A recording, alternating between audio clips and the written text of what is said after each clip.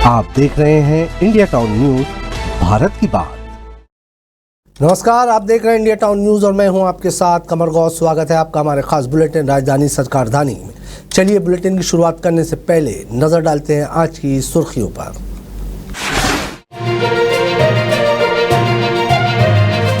रायपुर में दिव्यांगों को जबरन हटाने की कोशिश, पुलिस पर बदसलूकी का आरोप।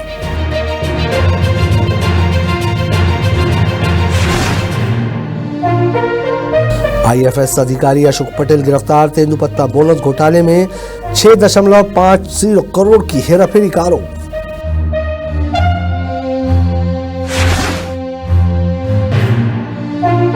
पंचायत सचिवों की हड़ताल स्थगित, शासकीयकरण समिति मांगों पर बनी सहमति।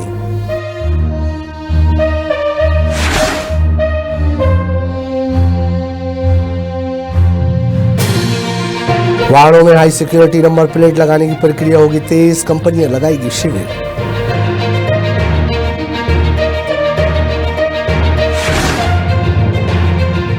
सीजीपीएससी घोटाले में सीबीआई की बड़ी कार्रवाई, रायपुर महासमुंद में 5 ठिकानों पर छापेमारी।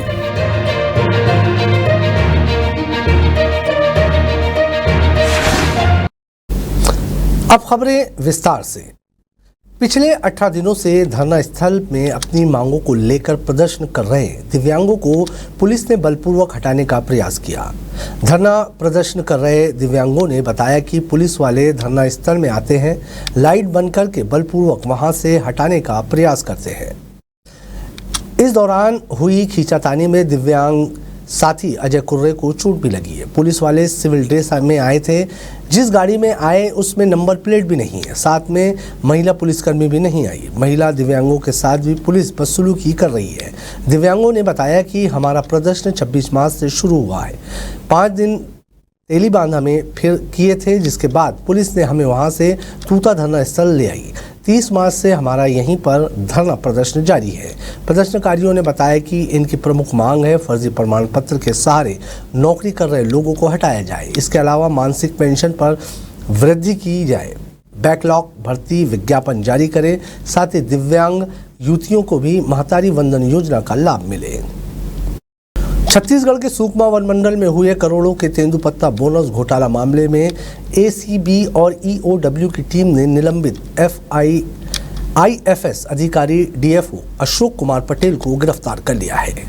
आपको बता दें कि गिरफ्तारी के बाद पटेल को रायपुर की विशेष कोर्ट में पेश किया गया, जहां ईओडब्ल्यू की ओर से आवेदन पेश कर उन्हें 30 अप्रैल तक पूछताछ करने पुलिस रिमांड में रखने की मांग की गई। कोर्ट ने दोनों पक्षों की सुनवाई के बाद 23 अप्रैल तक कस्टोडियल रिमांड मंजूर कर एसीबी ईओडब्ल्यू को सौंपने का आदेश सुनाया। जांच एजेंसी के अनुसार वर्ष 2021 के तेंदुपत्ता बोनस वितरण में 6.50 करोड़ रुपए की हेराफेरी की गई थी। इसके तार कई अधिकारियों और प्रबंधकों से जुड़े हुए निकले हैं। भारी अनियमितताओं की परतें डीएफओ की गिरफ्तारी के बाद खुलने की उम्मीद है। जांच के दौरान एसीबी और ईओडब्ल्यू की संयुक्त टीम ने 10 अप्रैल को सुकमा जिले में 9 ठिकानों पर छापेमारी की, जिसमें नामी प्रबंधकों को और नेताओं की संलिप्त होने की संभावनाएं हैं। प्रदेश भर में 17 मार्च से चल रही पंचायत सचिवों की हड़ताल को फिलहाल स्थगित कर दिया गया है। ये निर्णय उप मुख्यमंत्री विजय शर्मा, पंचायत विभाग के सचिव भीम सिंह और संचालक प्रियंका ऋषि मोहबिया की उपस्थिति में पंचायत सचिव संघ के साथ हुई वार्ता के बाद लिया गया। पंचायत और ग्रामीण विकास विभाग द्वारा गठित समिति जनवरी 2026 तक अपनी अंतिम रिपोर्ट प्रस्तुत करेगी, जिसके आधार पर पंचायत सचिवों का शासकीयकरण किया जाएगा। शासकीयकरण की प्रक्रिया से पहले चिकित्सा व्यय प्रतिपूर्ति के लिए अलग से मार्गदर्शन जारी किया जाएगा। पंचायत सचिवों के हित में सरकार ने यह भी निर्णय लिया है कि हड़ताल की अवधि का वेतन स्वीकृत किया जाएगा। साथ ही वर्तमान में 15 वर्ष की सेवा पूरी करने पर वेतन सत्यापन में आ रही विसंगतियों को भी सुधारने का आश्वासन दिया गया है। प्रदेश पंचायत सचिव संघ ने इस संबंध में पत्र जारी करते हुए जानकारी दी कि मांगों पर हुई सहमति के बाद आंदोलन को आगामी आदेश तक स्थगित किया गया है। संघ ने सरकार के रुख की सराहना करते हुए जल्द से जल्द सकारात्मक निर्णय की अपेक्षा जताई है। वाहनों में हाई सिक्योरिटी रजिस्ट्रेशन प्लेट लगाने के कार्य में तेजी लाने के लिए अनुबंधित कंपनियों द्वारा शिविर लगाए जाएंगे। कंपनियों की यूनिटों में कार्यबल बढ़ाया जाएगा। साथ ही हाई सिक्योरिटी रजिस्ट्रेशन प्लेट लगाने की सुविधा जिला परिवहन कार्यालय में भी उपलब्ध होगी। परिवहन सचिव एवं आयुक्त ने इस कार्य के लिए अनुबंधित कंपनियों के प्रतिनिधियों के साथ आयोजित बैठक में इस आशय के निर्देश दिए हैं। बैठक में इस कार्य में आ रही समस्याओं के बारे में विस्तृत विचार विमर्श किया गया। गौरतलब है कि सर्वोच्च न्यायालय नई दिल्ली के निर्देश के अनुपालन में राज्य में वाहनों में high security registration plate HSRP लगाने का कार्य तेजी से किया जा रहा है। बैठक में अनुबंधित कंपनियों के प्रतिनिधियों को निर्देशित किए गए हैं कि वे अपने पेमेंट सेंटर के कार्यबल, तकनीकी उपकरणों सहित जिला परिवहन कार्यालयों में आम जनता वाहन स्वामियों को HSRP फिटेड कराने की सुविधा उपलब्ध करवाएं। छत्तीसगढ़ लोक सेवा आयोग CGPSC घोटाले की जांच में CBI ने बड़ी कार्रवाई करते हुए रायपुर और महासमुंद में एक साथ 5 ठिकानों पर छापेमारी की है। इस छापेमारी में कई अहम दस्तावेज और तकनीकी साक्ष्य जब्त किए गए। CBI की टीम ने रायपुर के पुल चौक स्थित एक निजी होटल, सिविल लाइन इलाके के एक कोचिंग सेंटर और महासमुंद में एक सरकारी डॉक्टर के आवास पर दबिश दी। इसके अलावा महासमुंद में अभयारण्य, गेस्ट हाउस और एक अन्य स्थानों पर भी कार्रवाई की गई। बताया जा रहा है कि ये छापेमारी CGPSC परीक्षा में गड़बड़ी को लेकर की गई है। इस कार्रवाई में CBI ने कई अहम दस्तावेज और अन्य तकनीकी साक्ष्य जब्त किए हैं, जिनकी जाँच की जा रही है। वक्त हो चुका है एक छोटे से ब्रेक का। खबरें और भी है, बने रहिए इंडिया टाउन न्यूज के साथ। अब खबर आपकी उंगलियों पर, हर खबर पर हमारा नजरिया। इंडिया टाउन न्यूज, भारत की बात। ब्रेक के बाद आपका स्वागत है। बढ़ते हैं अगली खबर की ओर। छत्तीसगढ़ सरकार ने राज्य को औद्योगिक और आर्थिक विकास के नए शिखर पर ले जाने की दिशा में एक और महत्वपूर्ण निर्णय लिया है। मुख्यमंत्री विष्णुदेव साय की अध्यक्षता में महानदी मंत्रालय भवन में आयोजित मंत्रिपरिषद की बैठक में भारत अर्थ मूवर्स लिमिटेड BML को राज्य में heavy earth moving equipment manufacturing संयंत्र की स्थापना की सैद्धांतिक मंजूरी दी गई है। इस संयंत्र के लिए बिलासपुर चंपा के समीप नेशनल हाईवे से लगी 100 एकड़ भूमि को टोकन दर पर आवंटित करने का निर्णय लिया गया, जिसका उद्देश्य स्थानीय रोजगार सृजन और सूक्ष्म लघु उद्योगों को प्रोत्साहन देना है।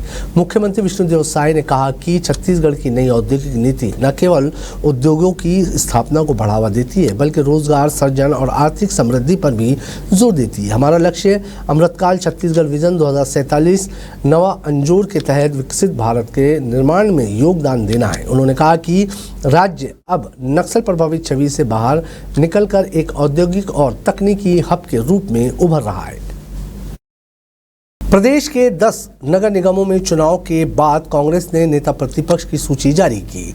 इस सूची के आते ही सियासत तेज हो गई। दरअसल रायपुर नगर निगम में बीते महीने ही बनाए गए संदीप साहू को नेता प्रतिपक्ष के पद से हटाकर कांग्रेस ने बागी नेता को नियुक्त कर दिया। इस फैसले के खिलाफ विरोध के स्वर अब प्रदेश मुख्यालय राजीव भवन तक जा पहुंचे हैं। संदीप साहू ने अपने समर्थकों के साथ राजीव भवन पहुंचकर पार्टी के इस फैसले का जमकर विरोध किया। संदीप साहू ने महामंत्री मलकीत सिंह गैदू से मुलाकात कर कड़ी नाराजगी जताई। विरोध में गुस्सा ऐसे फूटा कि कक्ष ही बदलना पड़ा। वहीं साहू समाज ने राजीव भवन में 24 घंटे का अल्टीमेटम देते हुए ज्ञापन सौंपा है। अगर पार्टी द्वारा कोई निर्णय नहीं लिया गया तो विरोध प्रदर्शन किया जाएगा। रायपुर जिला अध्यक्ष द्वारा बनाए गए नेता प्रतिपक्ष को हटाने पर अब कांग्रेस में अंदरूनी कहल के सवाल उठ रहे हैं। सूत्रों की माने तो जिला कांग्रेस ने बिना सलाह मशवरा किए ही नेता प्रतिपक्ष की पहले तो नियुक्ति कर दी और PCC द्वारा कहे जाने पर भी नियुक्ति रद्द नहीं की गई। मलकीत सिंह गैदू ने मामले में कहा कि सभी निगम नेता प्रतिपक्ष की आधिकारिक सूची प्रदेश प्रभारी सचिन पायलट की अनुशंसा और सभी की सहमति से जारी की गई है।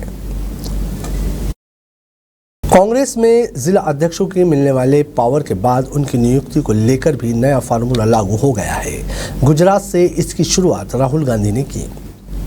आपको बता दें कि जहां जावर के इंटरव्यू के बाद जिला अध्यक्ष तय किए जाने, यहां जावर में से एक नाम छत्तीसगढ़ के पूर्व मुख्यमंत्री भूपेश बघेल का है। चर्चा है कि ये फार्मूला छत्तीसगढ़ में भी लागू हो सकता है। छत्तीसगढ़ में व्यापारियों को अस्थायी बिजली कनेक्शन के लिए अब सरकारी दफ्तरों के चक्कर नहीं लगाने होंगे। अब एक सिंगल विंडो ऑनलाइन सिस्टम शुरू किया गया है। एक वेबसाइट के जरिए ही आवेदन किया जा सकता है। इसमें कारोबार की डिटेल, कनेक्शन की लोकेशन आदि की जानकारी मिल जाएगी। नई प्रणाली के तहत व्यवसायी अब घर बैठे ही स्टेट सिंगल विंडो पोर्टल पर अस्थायी बिजली कनेक्शन के लिए आवेदन कर सकते हैं। आवेदन की स्थिति को रियल टाइम में ट्रैक करने की सुविधा ने प्रक्रिया को और भी पारदर्शी बना दिया है। पहले जहां कागजी कार्रवाई और कई दफ्तरों के चक्कर लगाने पड़ते थे, वहीं अब यह काम कुछ ही क्लिक में पूरा हो जाएगा। स्वचालित सिस्टम ये सुनिश्चित करता है कि सभी नियमित आवश्यकताएं पूरी हो, जिससे त्रुटियों की संभावना कम हो और प्रक्रिया भी सरल हो। वक्फ संशोधन बिल के विरोध में पश्चिम बंगाल के मुर्शिदाबाद में हुई हिंसा में हिंदुओं को निशाना बनाए जाने की मुख्यमंत्री विष्णुदेव साय ने निंदा की है। इसके लिए उन्होंने बंगाल की मुख्यमंत्री पर निशाना साधते हुए कहा कि ममता जी, इतिहास आपको ऐसे निर्ममता के लिए कभी माफ नहीं करेगा। मुख्यमंत्री विष्णुदेव साय ने सोशल मीडिया प्लेटफॉर्म एक्स पर किए पोस्ट में कहा कि पश्चिम बंगाल में वक्फ कानून की आड़ में अतिथियों की भीड़ द्वारा हिंदुओं की हत्या, लूटपाट, मंदिरों को ध्वस्त करने जैसे कृत्य की जितनी निंदा की जाए वो कम है। पश्चिम बंगाल सरकार द्वारा मुस्लिम वोट बैंक की लिप्सा में दंगाइयों का तुष्टीकरण दुखद है। ममता जी, इतिहास आपको ऐसी निर्ममता के लिए कभी माफ नहीं करेगा। संवैधानिक शपथ की चिंता कर लीजिए।